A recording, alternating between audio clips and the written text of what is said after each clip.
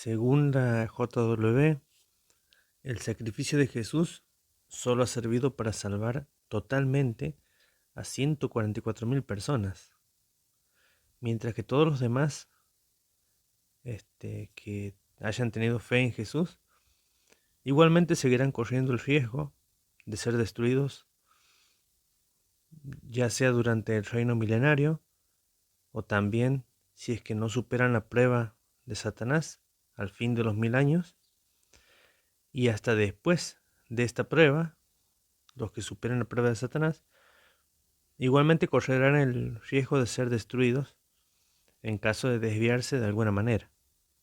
Sí, así como lo escuchan. Eh, el sacrificio de Jesús solamente sirvió para salvar absolutamente a estas 144.000 personas. ¿Por qué? Porque según la JW hay dos esperanzas para la humanidad. Por un lado está quienes van a tener inmortalidad, que son estos 144.000, que una vez que Jesús venga en su segunda venida, va a salvar al resto de estos 144.000 para llevarlos al cielo y allí nunca más sean probados y vivan para siempre. Mientras que la otra esperanza es la de vida eterna, según la JW. Esta vida eterna, según ellos, es una especie de permiso para seguir viviendo en caso de que no surjan ningún error, ninguna equivocación, ¿sí? Durante los 1000 años, si es que alguien tiene alguna conducta rebelde, podría ser destruido, a pesar de que se le dio vida eterna. También puede ser destruido si en caso de que no supere la prueba final de Satanás, luego de los 1000 años. Y también puede ser destruido en caso de que supere esta prueba, pero durante toda la eternidad, si es que tiene alguna conducta rebelde, también correr el riesgo de ser destruido. Por lo tanto, llegamos a la conclusión de que Jesús eh, no pudo o no salva a todas estas personas porque ellas van a estar expuestas a una posible destrucción por toda la eternidad. Así que tienen toda la eternidad para no equivocarse y así evitar la destrucción. ¿Cómo es que se llegó a esta doctrina tan descabellada? Muy descabellada, porque incluso un testigo de Jehová de la actualidad eh, piensa que en la prueba final de Satanás van a caer tantos como los granos de arena del mar. Observemos de angustioso que es el hecho de pensar que Jesús no lo va a salvar en su segunda venida, sino que él va a seguir siendo probado por la eternidad, ya sea por Satanás o por sus propios pensamientos. Para responder esta pregunta de cómo es que la JW llegó a esta doctrina tan descabellada, debemos reconocer que la JW distingue dos cosas. Por un lado está la inmortalidad y por otro lado está la vida eterna. Ellos dicen que son dos cosas diferentes. Si bien en la Biblia, cuando hablamos de inmortalidad, hay 3 pasajes que se refieren a ella. Encontramos 1 Timoteo 3:16, donde se nos dice que el único inmortal es Jesús, el Rey de Reyes y Señor de Señores. Luego en 1 Timoteo 1:17 se muestra que el Rey eterno es inmortal. Pero luego, en 1 Corintios 15:53, Pablo arroja luz sobre este tema, cuando dice que lo corruptible se volverá incorruptible y lo mortal se va a volver inmortal. Ahora cabe el razonamiento. ¿Quiénes son los corruptos o quiénes son corruptibles? ¿Verdad que todos nosotros? Porque todos nosotros somos imperfectos. Por lo tanto, nos vamos a volver incorruptibles. Y la otra pregunta, ¿quiénes son mortales hoy en día? ¿Solamente los ungidos, según la JW, son los mortales? No. Eh, Vamos a destacar que todos nosotros somos mortales, toda la humanidad. Por lo tanto, toda la humanidad que ha mostrado fe en el sacrificio de Jesús va a pasar a ser inmortal. ¿Sí? Aquí Pablo habla de esto, de lo mortal que va a pasar a ser inmortal. Es decir, todos nosotros que somos mortales y mostramos esta fe, vamos a pasar a ser inmortales. No habla de un grupo específico, en este caso Pablo.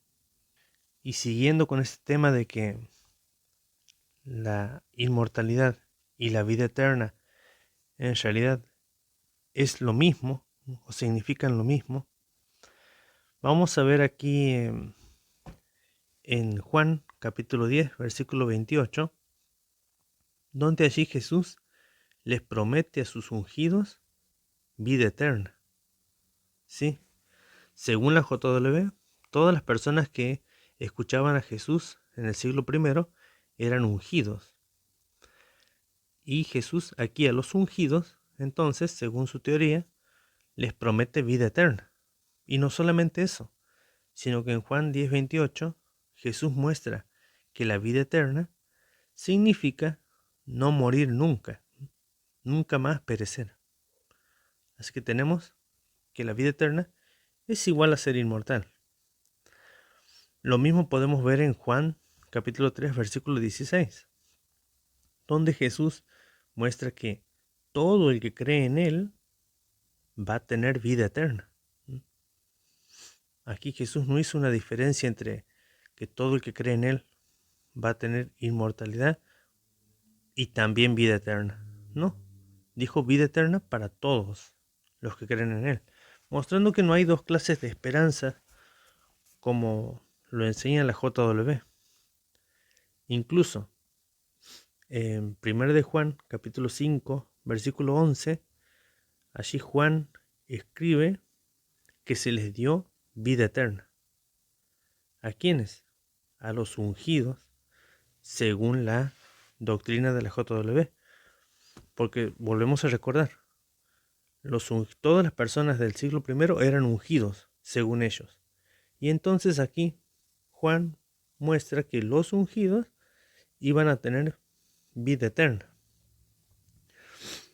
En Juan, 1 de Juan, capítulo 5, versículo 13, también el mismo Juan le dice a los ungidos que van a tener vida eterna. Así que notamos que ellos hablaban indistintamente de lo que es vida eterna o inmortalidad. ¿O qué decimos de Juan, el conocido pasaje de Juan capítulo 6, versículo 68, donde Pedro le dice a Jesús, tú tienes dichos de vida eterna, mostrando que la esperanza de ellos era la vida eterna, o no morir nunca. O también en Romanos capítulo 6, versículos 23, muestra que hay un contraste entre la muerte y la vida eterna. Él no habla de muerte o inmortalidad, sino que muerte y vida eterna. Sí, de esta forma podría seguir, amigos, citando pasajes que hablan sobre la vida eterna y cómo esta es la esperanza que tenían los ungidos según la doctrina de la JW, porque todos los del siglo I eran ungidos y a su vez todos hablaban de que esperaban tener vida eterna. De esta forma podemos decir que esta doctrina retorcida, ¿no?, de decir que inmortalidad es una cosa, ¿no?, y vida eterna es otra cosa, otra esperanza, no tiene fundamento bíblico, porque de hecho hay pasajes como Efesios capítulo 4, versículo 4, donde se muestra que todos tenemos la misma fe y todos tenemos la misma esperanza. Por lo tanto, no hay forma de que algunos tengan la esperanza de vivir para siempre en el cielo sin ninguna clase de riesgo de ser destruidos, mientras que la gran mayoría de la humanidad viva en la tierra corriendo riesgo de ser destruida, a pesar de que Jesús murió por ellos. Es retorcida la doctrina, y Efesios 4:4 la delata. O también la delata lo que es el pasaje de Hebreos capítulo 9, versículo 28, donde se muestra que Jesús vino a salvar a los que los esperan, a los que lo esperan a Él. ¿Y quiénes lo esperan a Él? ¿Verdad que todos nosotros, los creyentes, estamos esperando a Jesús? Por lo tanto, Él va a salvar a todos ellos. Es ilógico decir que Jesús va a salvar solamente a un grupito de 144.000, mientras que los demás van a estar expuestos a diferentes pruebas o incluso una prueba satánica. No tiene sentido. Es más, si nos ponemos a pensar,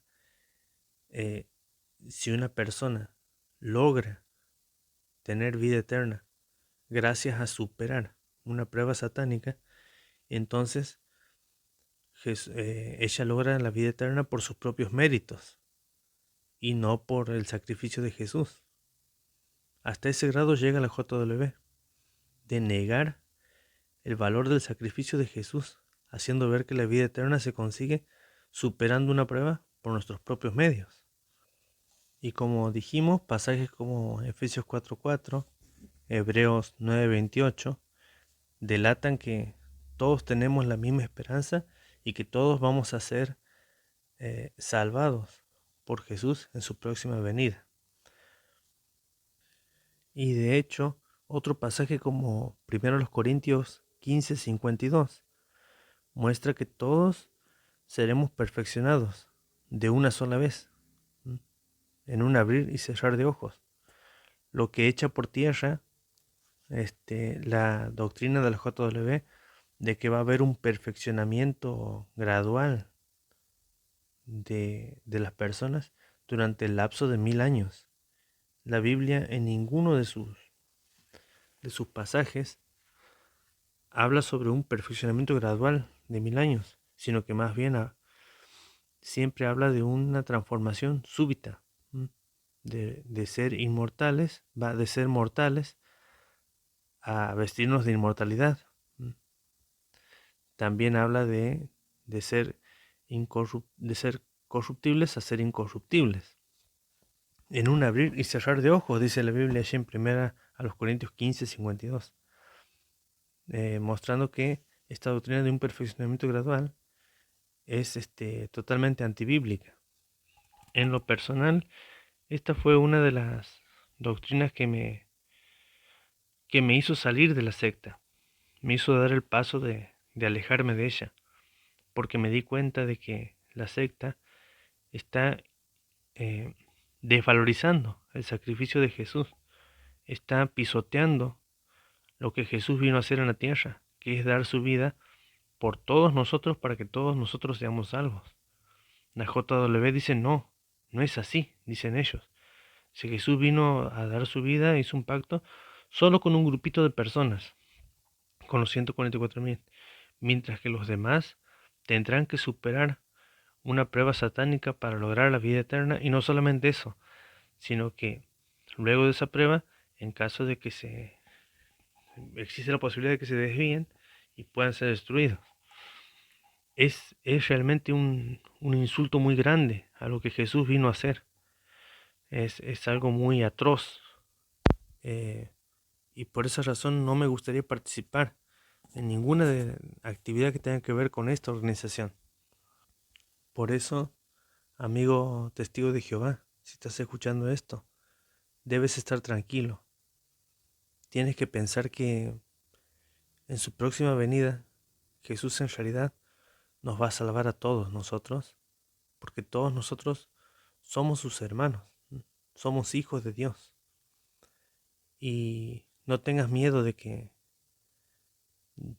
vas a ser destruido nuevamente después de su segunda venida. No tengas miedo de esa falsa enseñanza de que luego de su segunda venida muchos van a caer, incluso que en la prueba satánica van a caer tantos como granos de arena. No, no creas en eso, amigo, porque eso es una ofensa a lo que Jesús realmente vino a hacer. Él vino para enseñarnos que nos va a salvar a todos, que todos vamos a ser salvos cuando Él venga en su próxima venida. Así que bien, muchas gracias amigos por ver este video. Les, les pido que si les ha gustado den su like, se suscriban y así podamos seguir difundiendo estos videos. Muchas gracias por su atención. Que estén bien.